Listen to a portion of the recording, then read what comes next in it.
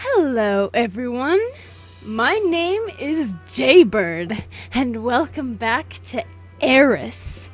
Without any further ado, let's get right back to where we left off last time. Yeah, sounds like a plan, Sam. Alia! As soon as I enter the house, before the door has even swung shut behind me, I almost get tackled to the ground by a small ball of brown fur. Chuckling to myself, I run my fingers through Teddy's fur, petting her head gently. Hey, Teddy. Where have you been? Did you get into trouble again? Stop making me worry, you idiot human. You idiot. You idiotic human. I share a quick glance with Evra, coming to a silent agreement not to tell Teddy about the blackout. I turn back to Teddy with a smile, hoping she can't sense my lie. Nothing. I just got caught up in a quest that fell into my lap, that's all. Teddy narrows her eyes, opening her mouth to probably question me, but Evra comes to my rescue, chiming in cheerfully. Well, now that I've safely escorted the lady home, my mission is complete. I'll be taking my leave now. She turns to leave, and I realize that between the news about Lyle and our conversation about the blackouts, I have yet to find an opportunity to thank her for taking care of me and looking for me. Despite the tension between us earlier, I am grateful to her for staying with me and comforting me when I was confused and frightened right after regaining consciousness. Wait! Would you like to stay for dinner? You know, as thanks for everything. Oh.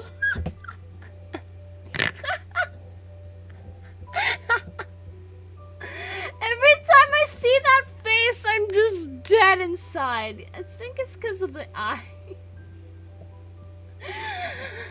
Oh my god, it just looks so...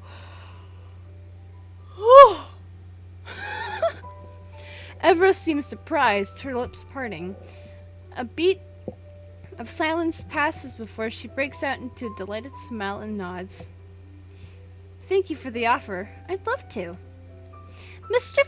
Mischief enters her eyes, and she gives me a cheeky wink. A cheeky wink. I almost said chink. I just did. I'm sorry. I didn't mean it racially. Okay? It's hard to say stuff sometimes. I'm not racist, I swear. It's a slip of the tongue. That is, unless you're cooking. I'm not sure I'm ready to die by food poisoning yet. Hey, I'm not that bad at cooking. My father was a baker in my village, you know? I learned things from him. Baking is very different from cooking, unless you plan on feeding me nothing but bread for dinner. Shoving her lightly while chuckling, I point at the couch with one hand on my hip. Now I must prove you wrong. Go sit there and wait for the most delicious feast you've ever had the luck to experience. Smiling to myself at Evra's continuous teasing, I head towards the kitchen. A spring in my steps despite the upsetting events of the afternoon that I cannot recall. And dinner is served. I straightened my back, wiping the sweat from my forehead as I gaze upon the full table proudly. Teddy creeps up to the table, poking the pie with one paw in curiosity. Alia, I never knew you could cook. That's not true. I've cooked for you plenty of times. I don't count burnt bread as cooking. You've really outdone yourself this time. Who are you trying to impress, huh? The heat rising in my cheeks at the implication of Teddy's words and the sly grin on her face, I hurriedly turned my back on her, switching my attention to Evra instead. So, did I meet your expectations? Evra continues to stare at the table in utter shock, and I swear I can see the beginning of sparkles in her eyes. I fail to bite back a proud, satisfied grin at her reaction. Needless to say, I did not expect this. Now to see if it tastes as good as it looks. Everett grabs a fork and moves towards the biggest plate of roast chicken in the middle, practically salivating from the corner of her mouth. Wait, no! I call dibs on the chicken. It's mine! Oh my god. This is adorable. I'm pretty sure this is the first, special image we got. Cool. Teddy's paws shoot out towards the target dish, but Everett beats her to it. Oh my god, this is glorious. Grabbing hold of the whole plate, Everett lifts it high in the air, completely out of Teddy's reach. Oh, look at us! We being cute looking. Wow. Manners, Teddy. I'm the guest. I should get first pick. No! Give it to me first! I've seen how much you can eat. By the time you're done with the chicken, I'd be left with only bones to chew on. And I'm not interested in that because I'm a bear. Because I'm a bear, not a dog. Teddy flails her paws around wildly, jumping up to try and reach the plate, but considering the difference in their heights, it's a hopeless cause. Exactly. You're a bear. Bears eat honey, not chicken. Elia, do you have any honey for her to shut her mouth? That's not true at all. Don't you even know what bears eat? Guys, come on. There's plenty of food to go around. Ignoring my attempt at peacemaking, they continue to squabble, fighting over the dish. I can only sit at the side, shouting to try and be heard above them, above the din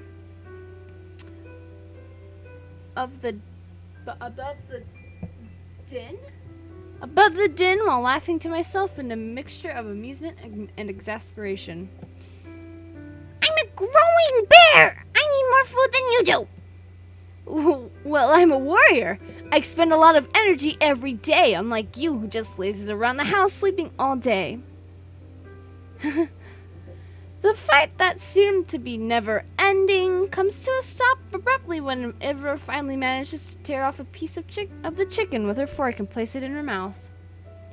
While Teddy wails in protest, Ivra's triumphant grin freezes, and a second later she swallows with great effort.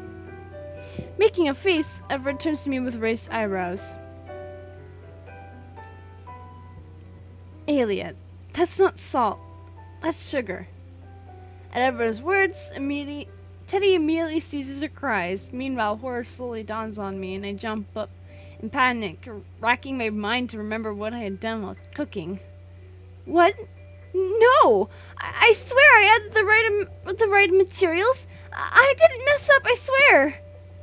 Everett slowly places the plate back on the table, and this time both Teddy and Ever back away from this table with weary looks. Guys, come on. Try the pie at least. It's good, I swear. Despite my pleading, Teddy and Ever merely share a glance before turning their backs on me, heading towards the door and discussing under their breaths what food to order at the tavern. Guys, come on. I'm sure it's not that bad. It's just the chicken. I made plenty of other food. You can come with us, Elia. I'll even pay for your meal as well, as long as it means I don't have to touch your cooking again. A pout forming on my lips, I take a quick bite of the pie sitting next to the roasted chicken.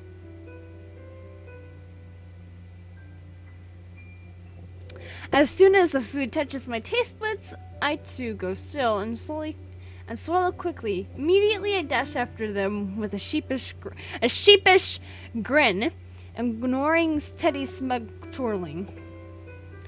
Wait, Teddy! Everett, wait for me!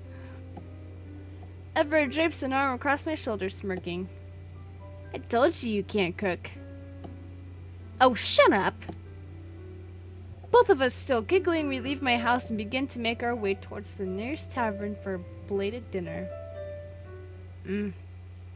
Belated dinner.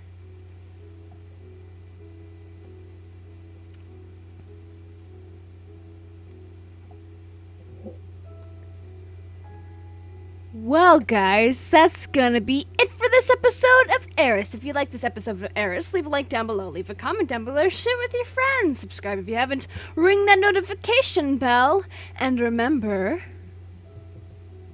die safely. Bye-bye!